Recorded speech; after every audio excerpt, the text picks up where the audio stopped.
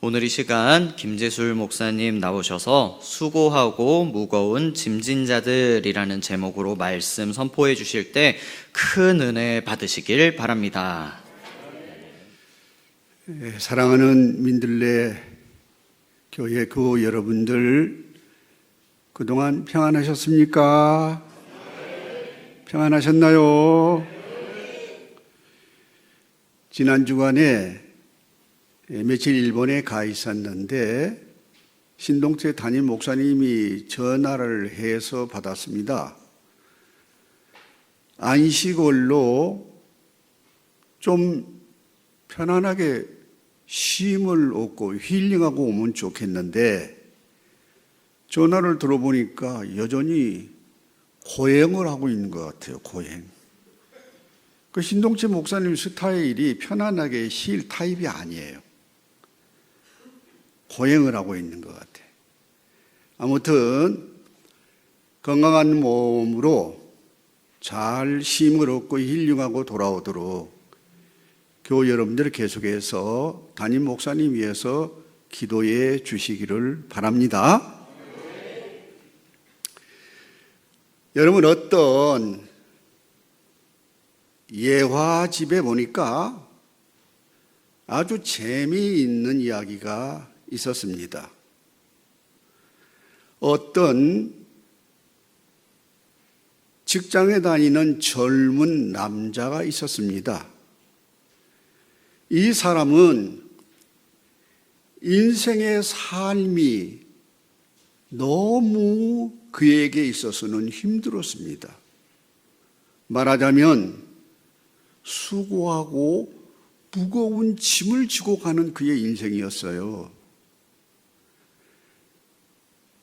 집에서는 한 가장으로서 남편으로서 역할을 해야 되고 또 얘들 아빠 노릇해야 되고 또 직장에 나가면 상사들의 눈치 봐야 되고 또 동료 아랫사람들 또 비도 맞춰줘야 되고 또 시간 맞춰 출근해야 되고 그의 삶 자체가 너무나 힘들었습니다.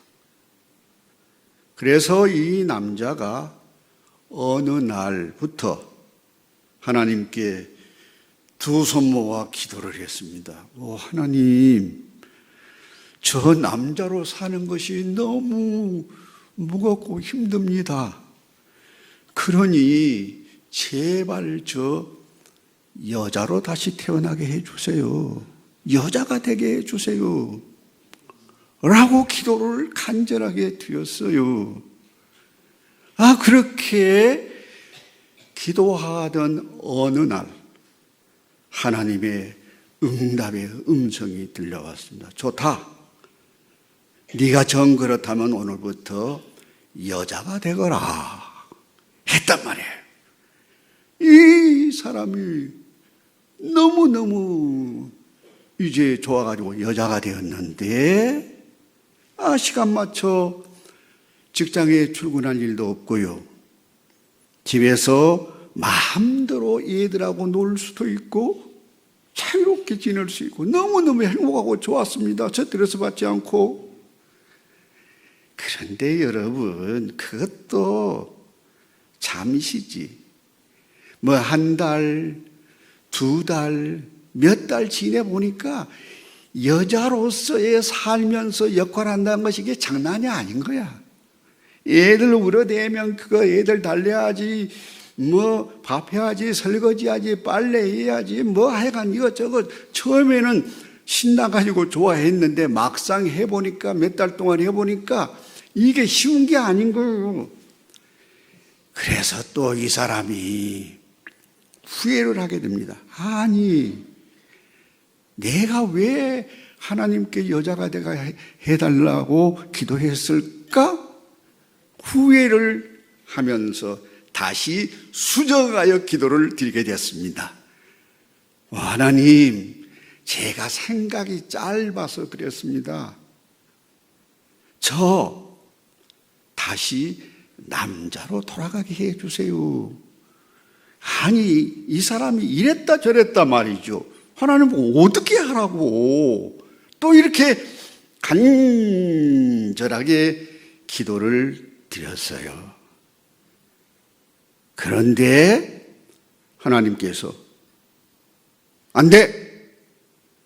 너는 더 이상 남자로 돌아갈 수가 없어! 하나님의 음성이 들려왔습니다. 아유, 하나님, 왜 못 돌아간다는 것입니까? 저 제발 좀 다시, 제가 생각이 짧아서 그랬으니 남자로 좀 돌아가게 해주세요. 안 된다니까? 왜 안 된다는 것입니까?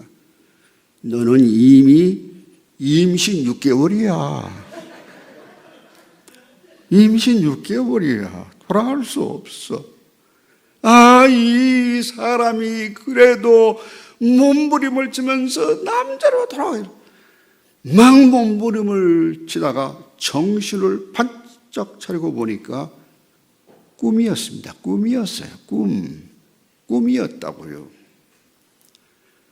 사랑하는 성도 여러분, 인생일랑 누구나 다 수고하고 무거운 짐을 지고 가는 자들입니다.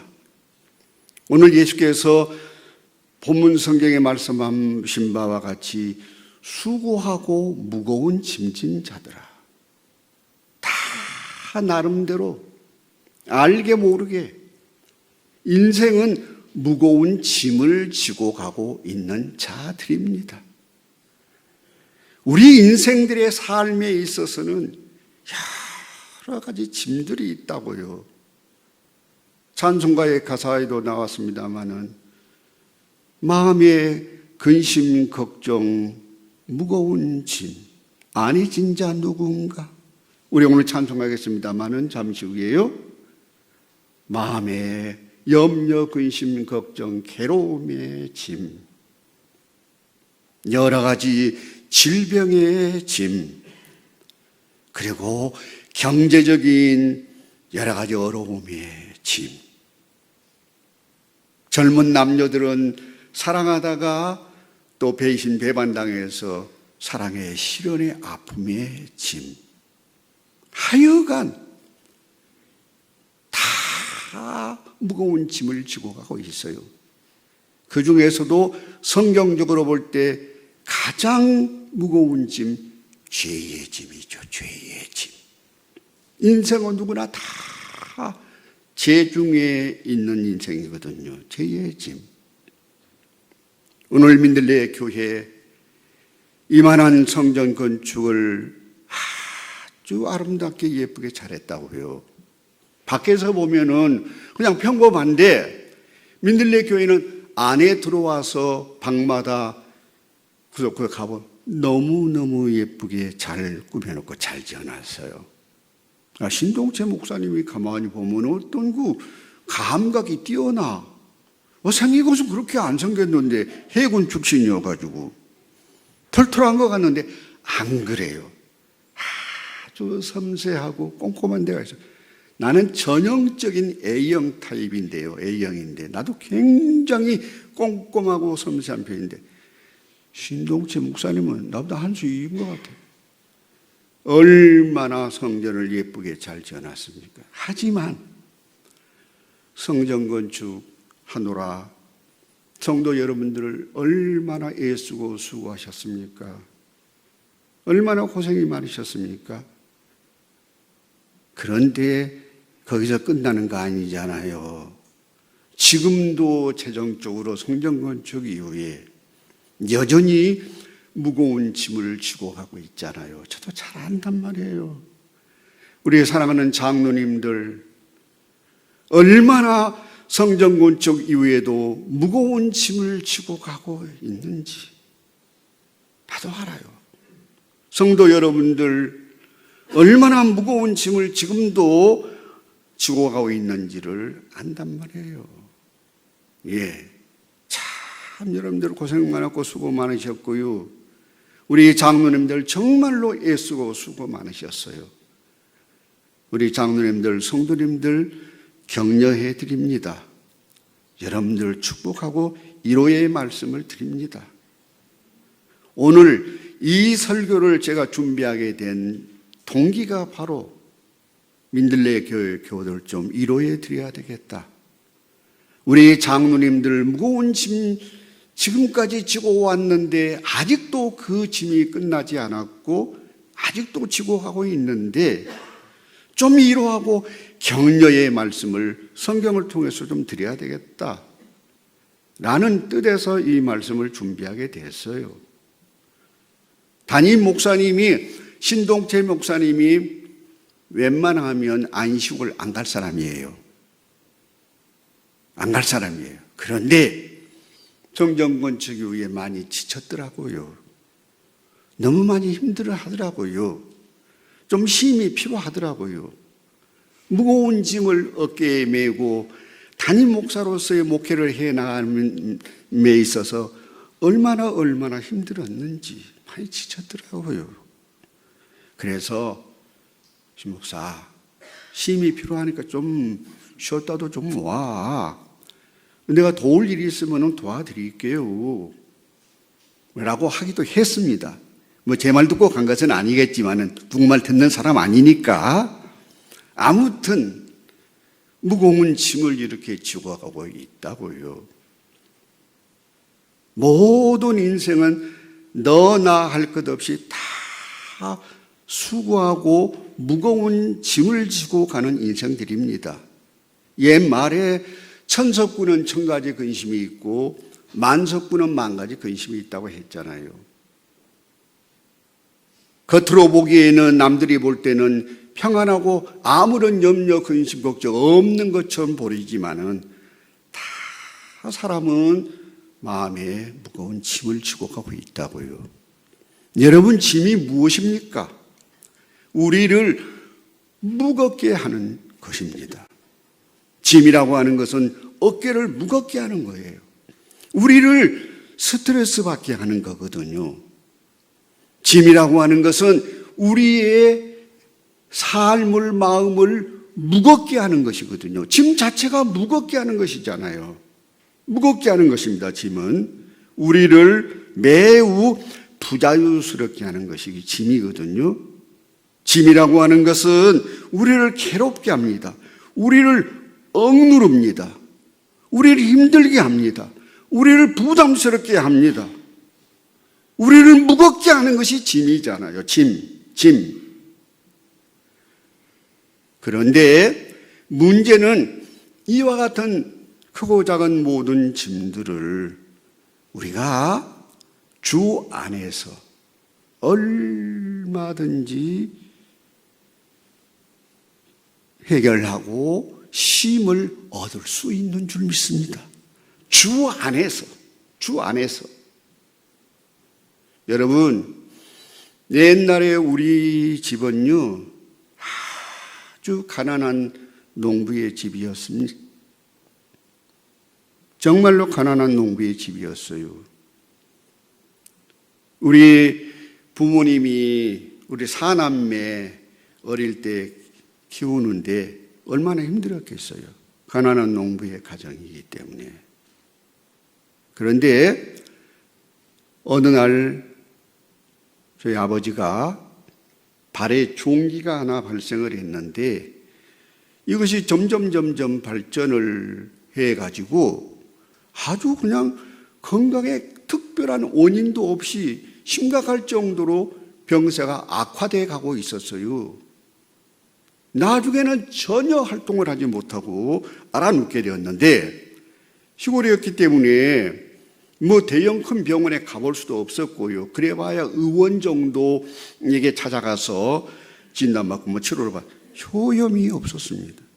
철저한 미신을 지키는 우리 집이었기 때문에 우리 집안이 다 그랬고 옛날에는 대부분이 그 샤머니즘적인 신앙에 젖어 살았잖아요. 그래가지고 무당 데려다가 부설하고 병 낫게 해달라고요. 뭐 절간에 가서 그냥 뭐 기도하고 온갖 방법을 다 해도 효염이 없고 점점 우리 아버지 병세는 더 악화되어 갔어요. 나중에는 전혀 화장실도 갈 수 없을 정도로 극도로 병세가 악화되었습니다. 그래서 돌아가실 지경에 이르렀거든요. 그래서 우리 숙부님이 아무래도 장례를 준비해야 되겠다 생각하고 수의를 사다 놓고요, 장례 질 준비까지 했어요. 우리 어머니는요, 밤마다 눈물로 밤을 지새웠습니다. 나중에 이제 들었습니다마는 자살하려고까지 생각했었어요. 그런데 차마 어린 사람의 자녀들이 있었기 때문에 자살까지는 하지 못했대요. 극단적인 행동까지 할 그 정도의 심각한 가정의 상황을 맞았던 거죠. 그런데 어느 날 밤 어머니가 주무시다가 제가 오늘 일부러 하나 십자가 목걸이를 걸고 왔는데요. 주무시다 꿈을 꿨는데 어떤 낯선 남자 두 사람이 우리 집에 찾아와가지고 우리 어머니 목에다가 이 십자가 뒤에 보입니까? 십자가 목걸이.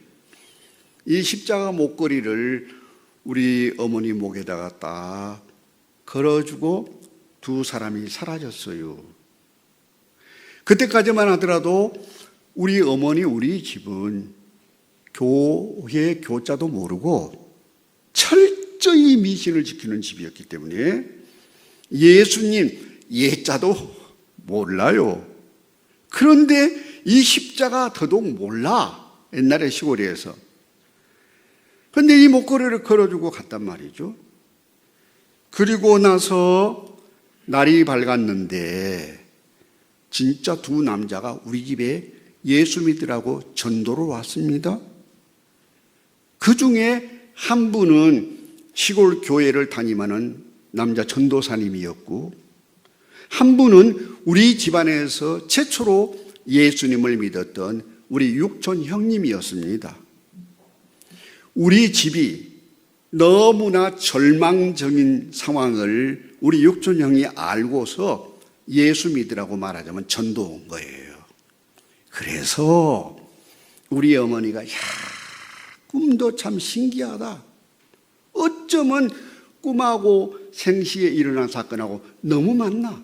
이거는 우연한 꿈이 아니다 라고 생각하고 그때 마음을 결심하고 교회 예배당을 처음으로 이제 어머니가 찾아가 본 거예요. 그것이 계기가 돼가지고 교회 나가고 예수를 믿게 되었는데요.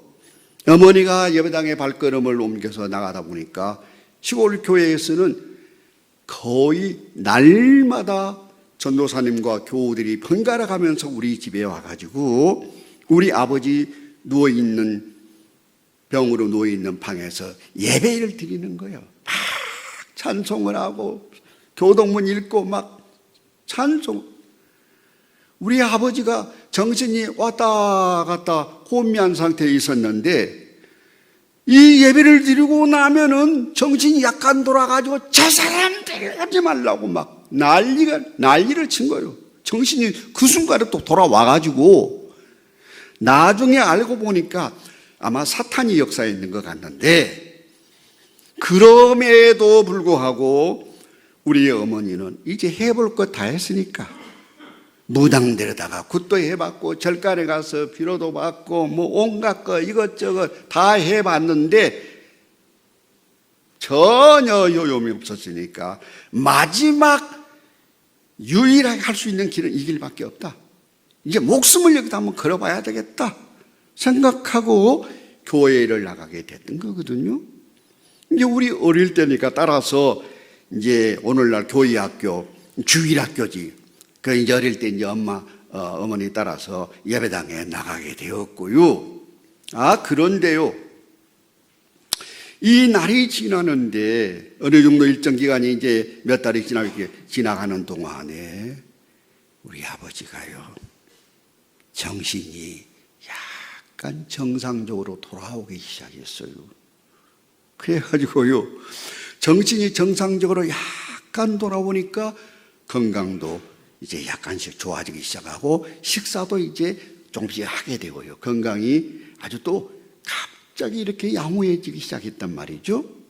그래가지고 나중에는 건강이 너무너무 좋아져가지고 지팡이 짚고 예배당에 할렐루야 우리 아버지도 예배당 교회 나가게 됐단 말이죠. 우리 집안이 여러분 단명한 집안입니다. 어르신들이요 한갑을 못 넘기고 다 갔어요. 돌아가셨어요. 나는 지금 한갑이 뭐요 70이 훨씬 넘었으니까 이제 이미 그 고비 넘겼는데, 물론 요즘은 달라졌습니다만 옛날에는 그랬단 말이죠. 그렇게 단명한 집안이었어요. 그때에 우리 아버지도 돌아가실 뻔했지요. 그런데 그 고비를 넘겼잖아요. 그래가지고 우리 집안에서 유일하게 87세까지 장수하시고 사시다가 하늘나라 가셨습니다. 여러분, 그것 때문에 우리 온 집이 예수님을 믿고요. 우리 어머니도 우리 아버지 집사로 우리 어머니 권사가 되셨고, 제가 우리 집안의 최초의 목사가 되고, 우리 아들도 조카도 목사도 여러 명 나오고, 우리 형님도 장로가 되고, 우리 집안의 장로도 나오고, 이제 만수 집사며 집사, 온 집안이 다 예수님을 믿고 엄청난 은혜를 입고 오늘날 이렇게 할렐루야 행복하게 이 땅에서도 잘 살고 있습니다. 할렐루야, 하나님께 감사와 영광을 돌립니다. 우리 집안은 가난한 짐, 병, 죄의 짐, 우상을 섬기고 하나님을 노엽게 함으로 말미암아서 지었던 죄의 짐, 질병의 짐, 가난의 짐, 온갖 짐을 지고 가는 집안이었는데, 예수님을 알고 나서, 예수님을 믿고 나서 다 무거운 짐을 해결받았습니다. 할렐루야. 사랑하는 성도 여러분, 문제는 우리에게 닥쳐온, 우리가 지고 있는 어깨를 짓누르는 무거운 짐을 어떻게 해결하느냐가 대단히 중요한 일입니다. 사람들이 어려운 무거운 짐을 만났을 때 인간적으로, 감정적으로 해결하려고 하는 사람들이 있습니다. 화내고 막 분노하고요. 너무 짐이 무거우니까 어떤 사람은 그냥 막 술을 엄청 퍼마시고 과몰해가지고 잊어버리려고, 그 순간이라도 짐을 잊어버리려고 그런 방식으로 짐을 해결하려고 하는 사람들도 있고요. 혹은 어떤 사람들은 왜 내가 이런 무거운 짐을 지고 와야 되나? 너 때문이야. 당신 때문이야. 다른 사람을 원망하고 다른 사람에 대해서 분노한 감정을 느끼고요. 보복을 하려고 하고요. 그런 방식으로 짐을 해결하려고 하는 인생들도 이 땅에 얼마든지 있는 것을 보게 됩니다. 원망하고 불평하고 주변 사람들을 보복하려고 하고요. 어떤 사람들은요, 너무 짐이 무거우니까요, 스스로 극단적인 방법을 통해서 그 짐을 해결하려고 하는 사람들도 이 땅에 얼마나 많은지 모릅니다. 여러분, 우리나라가 지금 세계 자살률이 1위라잖아요. 참 가슴 아픈 일이에요. 어쩌다가 우리나라가 이 지경이 되었나? 어쩌다가. 여러분, 제가 2년 전인가 3년 전인가 있었던 경험한 일인데요. 제가 이제 은퇴하고 나서는 좀 옛날에 현직에 있을 때는 바빠서 못했는데, 요즘은 할 수만 있으면 이틀에 한 번 정도는 이 워킹, 이 걷기 운동을 좀 하려고 노력을 합니다. 한 번 걷기 나가면 한 10,000보 정도 걷고 오는데요. 오다가 바로 우리 아파트 가까이 있는 공원에 운동기구가 설치되어 있어요. 한 10개 정도 이 코스 할 수 있는 것이 설치되어 있는데, 거기서 이제 헬스 운동기구지요. 그거 하고 집에 이제 들어오곤 하는데요. 그래서 그 운동기구에서 이제 그 운동을 하고 있는데, 아니, 옆에서 팍! 하는 소리가 들렸어요. 그 순간적으로 쳐다보니까요, 사람이 떨어졌습니다. 그 운동기구에 나 말고 다른 나이가 좀 든 여자 한 분이 있었는데, 저기 사람 떨어졌네요, 이러는 거예요. 나도 봤는데요. 그래서 울타리가 우리 아파트와 거기 떨어진 쪽에 아파트 중간에 울타리가 있어서 그 넘어가려고 하니까 안 돼서 막 뛰어가지고 돌아서 그 떨어진 사람이 떨어진 곳으로 달려가 봤거든요. 보니까요, 한 여자가 떨어졌는데, 여러분 상상을 너무 깊게 하지 마시고 입에서 막 피가 흘러가지고, 그래서 내가 만질 손으로 약간 괜찮습니까? 괜찮습니까? 해도 아무런 반응이 없어요. 이미 아마 심정지 상태인 것 같았어요. 그래서 막 119에다 전화하고 경찰서에다 전화를 하고요, 막 신고를 막 했단 말이죠.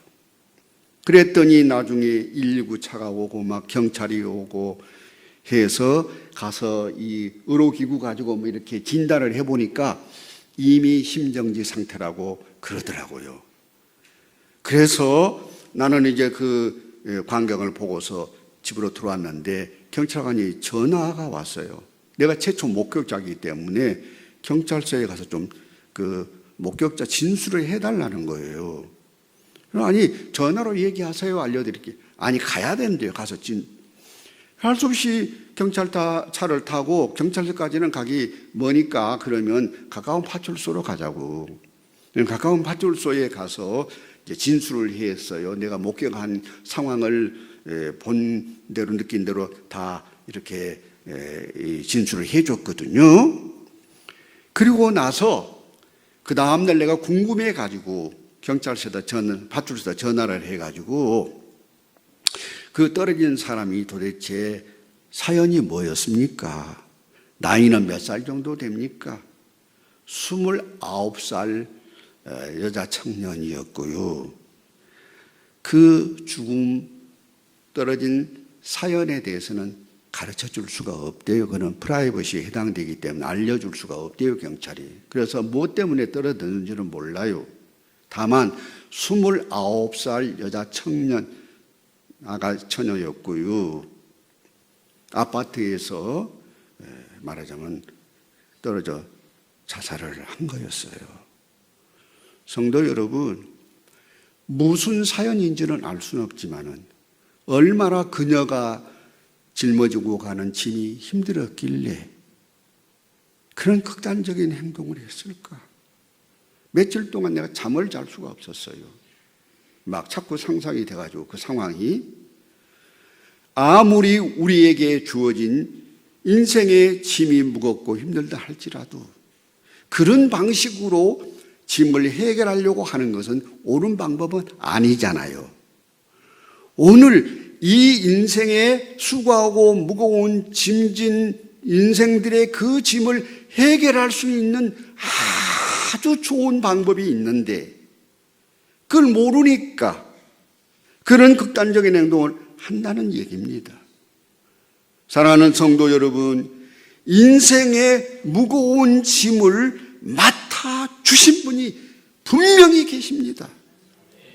오늘 성경이 말씀하고 있잖아요. 수고하고 무거운 짐진 자들아 다 내게로 오라. 내가 너희를 쉬게 하리라. 할렐루야. 내가 너희를 쉬게 하리라. 전능하신 예수 그리스도 말고 어떤 사람이 이런 말씀을 할 수 있겠습니까? 인간은 연약하고 불완전한 존재입니다. 인간의 능력은 한계가 있는 거예요. 인간 스스로 어떤 짐을 해결한다고 하는 것은 한계 상황이 있는 것입니다. 전지전능하신 하나님께서만 인생의 죄의 짐을 비롯하여 그 밖에 여러 가지 짐들을 해결할 수 있는 능력이 있으신 주님이신 줄 믿습니다. 그 예수님께서 이 땅에 오셔서 인생들의 무거운 짐을 해결하여 주시기 위하여 끝내는 십자가상에서 못 박혀 돌아가셨습니다.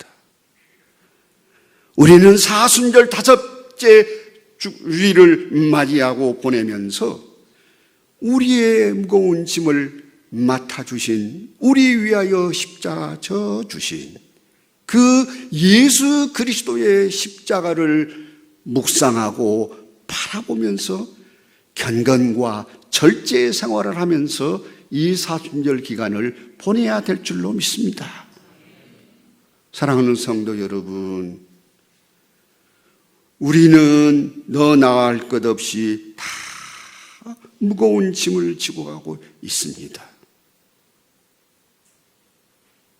우리가 잠시 후에 찬송하겠습니다마는 찬송 여기 369장에 보게 되면은 죄짐 맡은 우리 구주 어찌 좋은 친구인지 걱정 근심 무거운 짐 우리 주께 맡기세. 시험 걱정 모든 괴로움 없는 사람 누군가 부질없이 낙심 말고 기도드려 아뢰세. 성도 여러분, 우리가 무거운 짐을 예수님께 맡긴다고 하는 것은 어떤 의미입니까? 어떻게 맡겨야 됩니까? 우리가 인생을 살아가면서, 우리가 신앙생활을 하면서 힘들고 어려운 일을 만날 때, 우리가 무거운 짐을 지고 갈 때, 너무 지치고 쓰러지고 넘어지기 쉬운 그런 상황을 만났을 때 얼마나 답답해요. 힘들잖아요. 그때마다 성전에 나와서 전능하신 하나님께 기도하고 하나님을 신뢰하고 하나님을 의지해야 돼요. 그리고 세상 속에 나가서 자기가 할 수 있는 일을 회피하지 말고 최선을 다해서 자기가 맡은 일을 행해야 됩니다. 그러면서 하나님의 도우심을 구하는 거예요. 아무것도 하지 않고 손 놓고 기도만 하라는 것은 아닙니다. 자기가 맡은 일에 대해서 최선을 다하면서, 말하자면 교회가 재정적으로 힘들고 어려울 때 최선을 다해서 헌금을 하면서 하나님의 도우심을 구하면서 기도하면서 나가는 거예요. 여러분, 저도 성전을 2번이나 건축해 봤단 말이에요. 얼마나 힘들었겠습니까? 우리 교우들이 그렇게 많지도 않는 가운데서도 성전 건축을 했었어요. 재정적으로 넉넉하지 못했어요. 옛날에 교회 심호할 때 분양받아놨던 아파트 팔아서 헌금도 하고, 우리 장로님들 교우들도 참여하고 최선을 다해서 헌금도 하고 기도하고 노력하면서 성전 건축을 2번이나 한 경험을 갖고 있단 말이에요. 지성이면 감천이라고 온 정성 다해서 그렇게 노력하고 기도하고 하나님을 신뢰하고 의지하고 도우심을 구하면서 맡겼더니 하나님께서는 이 모양 저 모양으로 감당할 수 있는 은혜를 할렐루야 허락하여 주셨습니다. 제가 얼마나 힘들었길래 4년 빨리 조기 은퇴를 했습니다. 너무 제가 짐을 지고 가고 있는 것이 힘들었기 때문에 제가 우리 교회 개척해서 35년 동안 심호하고 4년 빨리 조기 은퇴를 했습니다. 지금은 무거운 짐을 좀 내려놓았는데 아니, 하나님께서는 그냥 두시지 않아요. 제가 무거운 짐을 내려놓았다고 할렐루야 좋아했는데 지금은 또 은퇴하고 나서 캄보디아에 가서 선교하라고 캄코르 선교 회장 직임을 주어가지고 그 무거운 짐을 지금도 메고 캄보디아에 1년에 몇 번 왔다 갔다 하면서 지금 선교하고 있습니다. 성도 여러분, 그러나 얼마나 감사하고 행복한지 몰라요. 아주 해피합니다. 할렐루야. 사랑하는 성도 여러분들, 알게 모르게 우리 모두는 수고하고 무거운 짐을 지금 지고 가고 있습니다. 장로님들을 비롯하여 온 교회 여러분들 다 무거운 짐을 지고 가고 있어요. 다 속속들이 몰라서 그렇지 알고 오면 다 염려, 근심, 걱정, 괴로움, 무거운 짐 지지 않는 사람 어디 있겠습니까? 그 무거운 짐을 내 스스로 해결하려고 한다는 것은 한계가 있다니까요. 우리 주님께 맡겨야 돼요. 그렇다고 무책임하게 자기가 해야 할 일들에 대해서는 아무것도 안 하면서 주님께만 기도하고 맡기는 거 아닙니다. 직장에 나가서 열심히 일도 하고 돈도 벌고 헌금도 열심히 하고 하나님의 도우심을 구하며 나가는 거란 말이죠. 사랑하는 성도님들, 그리하면 우리 주께서 오늘 성경에 말씀한 바와 같이 수고하고 무거운 짐진 자들아 다 내게로 오라. 내가 너희를 쉬게 하리라. 할렐루야. 얼마나 감사합니까? 세상에 어떤 인간들이 어느 누가 네 지고 있는 짐을 다 가지고 와라. 내가 너 편히 쉬게 해줄게. 자신 있게 말할 사람 어디 있어요? 인간 존재 자체가 연약하고 불완전한 존재인데 불가능한 거예요. 이것은 전능하신 하나님께서만 가능하실 수 있습니다. 성도 여러분, 모든 무거운 짐을 예수 그리스도께 맡기시기를 바랍니다. 예수 그리스도를 믿으면 심령의 자유함이 넘칩니다. 사람이 죄 짓고 남은 죄와 죄책감 때문에 괴로운 거거든요.